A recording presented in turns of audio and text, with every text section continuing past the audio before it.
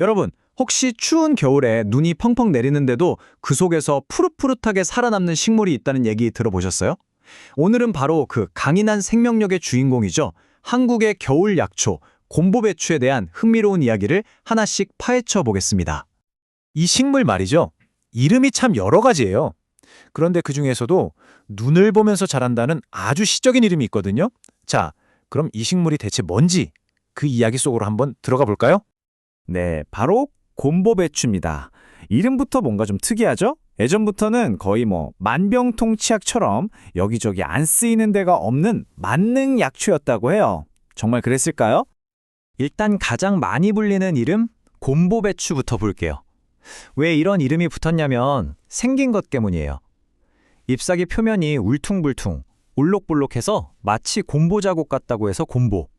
그리고 전체적인 모연새는 배추를 닮았다고 해서 배추. 합쳐서 곰보배추가 된 거죠. 참 재미있는 이름이에요. 이름이 이게 다가 아닙니다.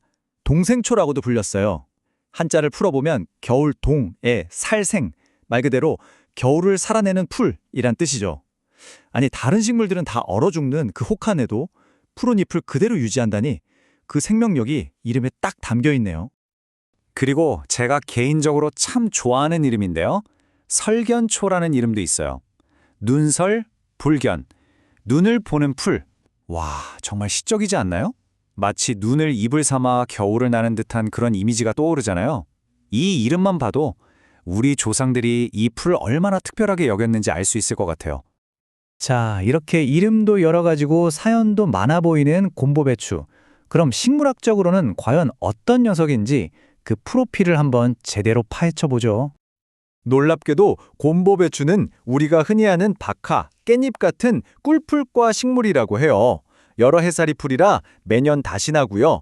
특히 따뜻하고 축축하면서도 물이 잘 빠지는 모래땅을 좋아해서 우리나라 남쪽 지방 들판에서 많이 자란다고 합니다. 수확은 가을부터 이듬해 봄까지, 뿌리까지 통째로 한다고 하네요. 그럼 왜 이걸 약초로 썼을까요? 바로 이런 성분들 때문입니다.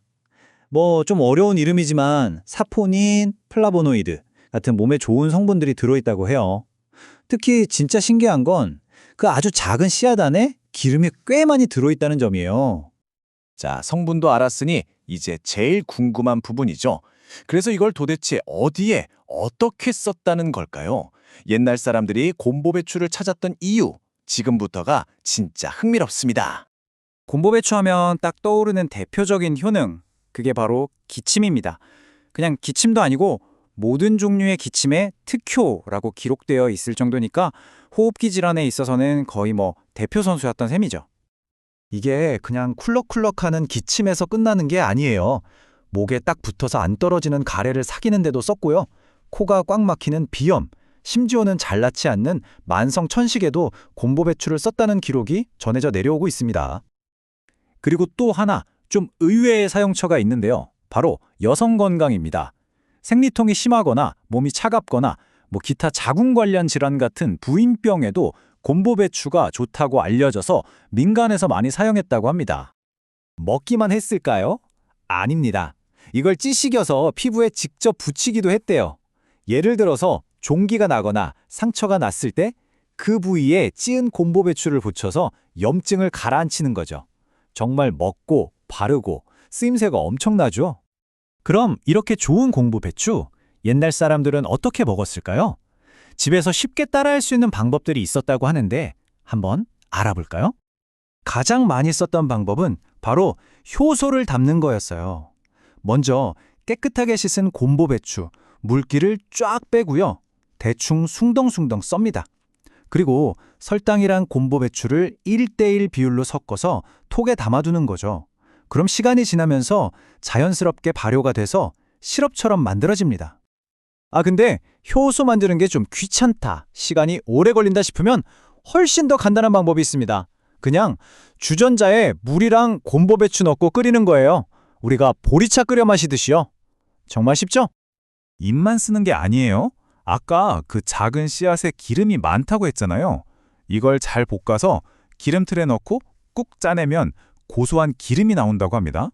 이 기름으로 샐러드 드레싱을 만들거나 요리할 때 쓸 수 있었다고 하니 정말 하나부터 열까지 버릴 게 없는 식물이네요. 자, 그런데 이렇게 좋다고만 하니까 혹시 부작용은 없나? 걱정되실 수도 있겠죠? 맞습니다. 뭐든지 좋은 점이 있으면 주의할 점도 있는 법이니까요. 이것도 꼭 확인하고 넘어가야 합니다. 다행히도 이걸 먹고 뭐 큰일이 났다거나 하는 심각한 부작용이 보고된 적은 없다고 해요. 다만 아주 가끔 사람에 따라서 머리가 살짝 아프거나 속이 메스거리는 그런 가벼운 증상이 나타났다가 금방 괜찮아지는 경우는 있었다고 합니다. 그러니까 내 몸에 맞는지 조금씩 먹어보는 게 좋겠죠? 자, 오늘 곰보배추에 대한 이야기를 쭉 살펴봤는데요. 그럼 이 야생초가 우리에게 들려주는 이야기는 과연 뭘까요? 한번 정리해 보겠습니다. 처음엔 그저 울퉁불퉁한 배추라는 재밌는 이름의 풀인 줄 알았는데 알고 보니 한겨울을 이겨내는 강인한 생명력을 가졌고 우리 조상들의 상 속에서 아주 다양하게 쓰여온 깊은 역사를 품은 식물이었습니다. 그래서 마지막으로 이런 질문을 던져보게 되네요. 과연 이 공보배추는 그냥 옛날 사람들이 쓰던 민간요법일 뿐일까요? 아니면 우리가 잊고 살았던 자연 속에 담긴 지혜일까요? 여러분은 어떻게 생각하시나요? 어쩌면 이 작은 풀 하나를 어떻게 보느냐가 우리가 과거와 자연을 대하는 태도를 보여주는 건 아닐까 하는 생각이 듭니다.